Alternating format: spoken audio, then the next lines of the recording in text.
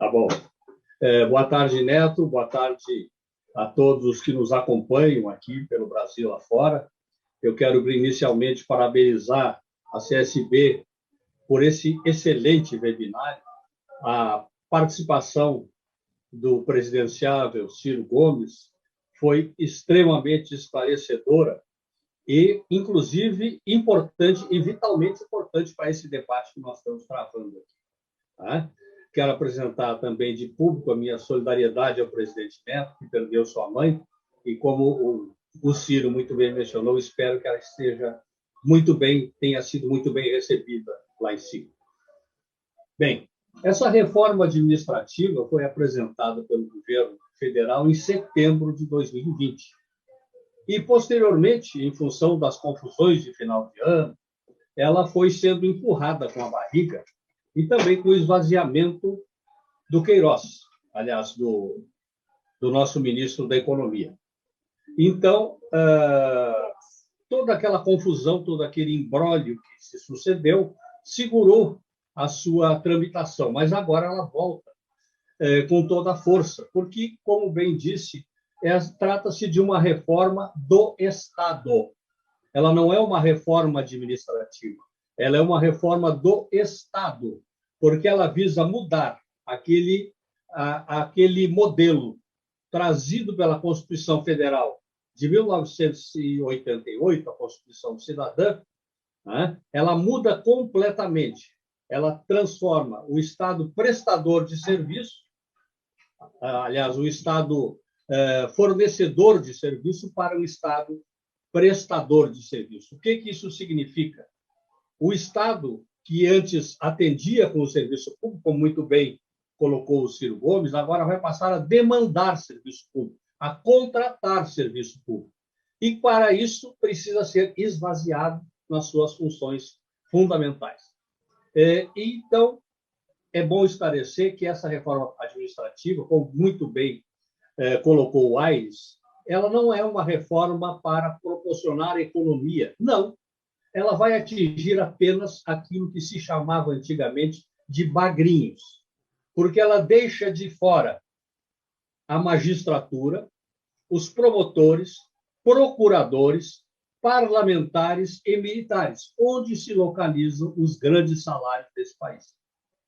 Os estados, que em sua esmagadora maioria vivem uma difícil situação econômico-financeira, como no caso do Rio Grande do Sul, Rio de Janeiro, Minas Gerais, alguns dos estados mais antigos, se utilizarão fartamente disso que está sendo estabelecido na proposta de reforma administrativa. No Rio Grande do Sul, por exemplo, nós já temos um congelamento salarial que alcança há 6 anos e já retirou cerca de 40% do poder aquisitivo dos servidores. Mas isso não é o bastante. O governador Leite queria fazer a redução da jornada com a redução do salário. E isso agora, com a proposta tramitando da reforma administrativa, será possível. Bem como a demissão. Não apenas naquela escala que vinha antes, primeiro começava lá em cima, com os comissionados e tal, até chegar a quem tinha estabilidade. Não, agora, passando um determinado limite, né, pode demitir.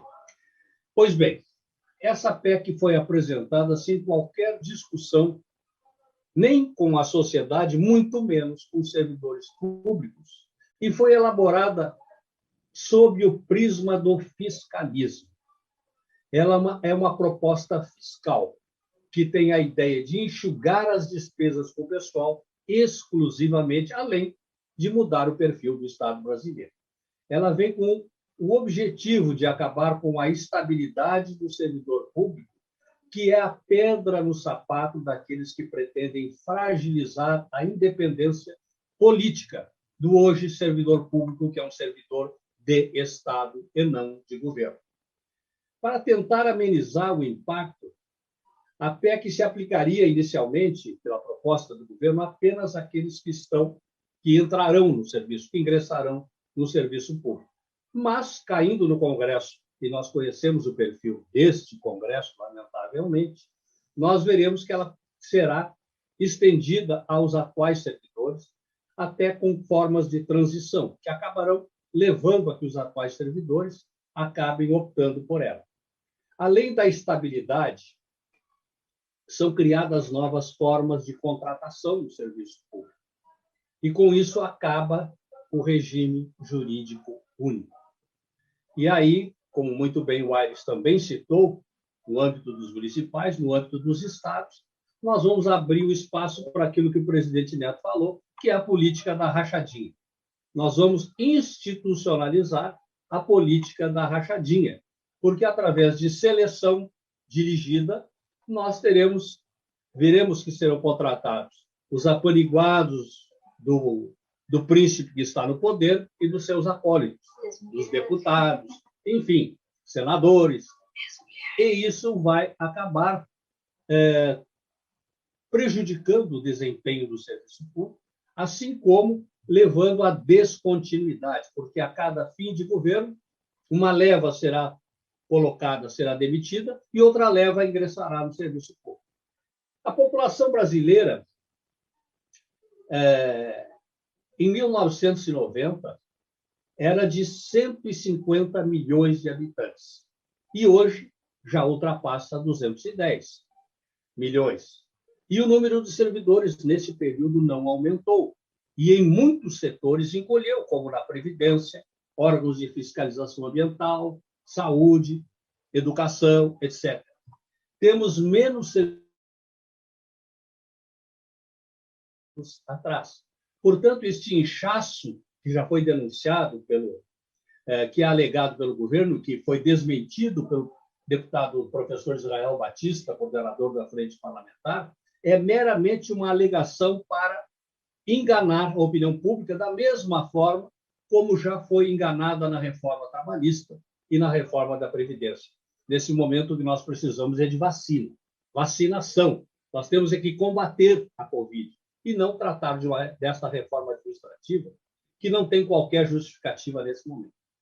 Mas, retornando à questão, para exemplificar, usamos o caso do Rio Grande do Sul, temos carência de cerca de 10 mil funcionários apenas no setor das escolas, funcionários de escola. E temos hoje 2/3 apenas do número de policiais militares que tínhamos em 1990, quando a população do Rio Grande do Sul era de 7,5 milhões de habitantes, e hoje nós temos 11,2 milhões de habitantes, com apenas 2/3 da quantidade de policiais militares que tínhamos naquela época. Mas nessas últimas 2 décadas, em termos nacionais, nós podemos dizer, por exemplo, que as consultas do SUS aumentaram em 600% e as matrículas em escola pública 500%. E não houve aumento de número de servidores, pelo contrário, houve diminuição. A grande massa de servidores se encontra exatamente em carreiras fundamentais, como educação, saúde e segurança. E são esses e outros que vão ser penalizados por essa proposta. Na hora do discurso salarial, inclusive, a média é aumentada com os números das categorias que ficarão de fora do ajuste. Ou seja, se colocam para o cálculo da média salarial dos servidores públicos exatamente aqueles que elevam, que são os parlamentares, que são os magistrados, promotores, procuradores, que ficarão de fora dessa reforma. Então, vejam como o jogo é desleal, ou seja, manipulam os números para enganar a opinião pública. Bem, essa proposta ela vem na contramão das políticas adotadas pela OCDE, inclusive, que reúne os 40 maiores países ricos do mundo, e os quais entendem que este modelo neoliberal de diminuição do Estado faliu e não serve mesmo. Nem mesmo os Estados Unidos da América, que é o ícone e o exemplo usado pelo governo brasileiro, lá nos Estados Unidos nós temos o dobro dos servidores públicos que temos no Brasil, em termos percentuais sobre a população. E ainda preocupante é a subordinação dos gastos com serviços públicos e pessoal prevista na Emenda Constitucional 95, levantada pelo Ciro Gomes. Esse teto de gastos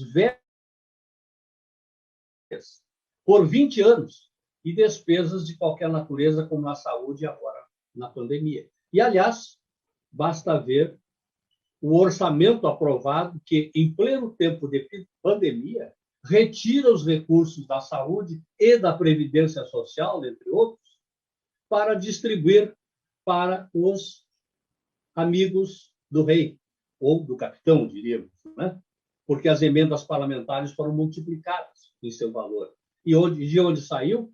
Saiu exatamente das rubricas da saúde e da Previdência. Bom, isto por si só ameaça de diminuição, entre outras coisas, essa reforma, a jornada de trabalho, dos salários, de demissões, o congelamento de salários e a diminuição e precarização dos serviços públicos. A PEC parte da premissa que a reforma vem para corrigir distorções, o que nós já vimos que é uma irrealidade, não se sustenta. Mas, na verdade, ela vai possibilitar um total desmonte do Estado e de suas estruturas administrativas e de carreiras unicamente sob a ótica fiscal. Basta ver que ela se baseia em estudos do Banco Mundial intitulado Ajuste Justo, de 2017, que já foi abandonado, inclusive, pelos países da OCDE. É importante registrar que, ao contrário do que aponta, o Brasil gasta relativamente pouco com o pessoal se comparado com a despesa financeira, juros e encargos da dívida. De 2014 a 2018, a despesa com salários de servidores caiu no Brasil de 12,11% para 11,72% das despesas totais, enquanto os juros do serviço da dívida aumentou de 23,5% para 24,1% da despesa total. Mas não são apenas os servidores. A sociedade brasileira está sendo atingida por essa reforma. Os estados que vivem de pires na mão, mendigando recursos federais, serão compelidos a adotar as medidas dessa reforma para diminuir os seus gastos com o serviço público. Pois bem, nesse momento, claramente nós estamos assistindo à desconstrução do Estado, tal como foi concebido na Constituição Cidadã de 1988. O projeto em andamento é a substituição do Estado prestador de serviço pelo Estado demandador de serviço. Neste momento, é dever de todo cidadão manifestar sua irresignação e solidificar a unidade das organizações sociais e sindicais para impedir mais esse desmonte, que é a crônica da morte anunciada do serviço público brasileiro. Era isso, e um grande abraço a todos que nos acompanham.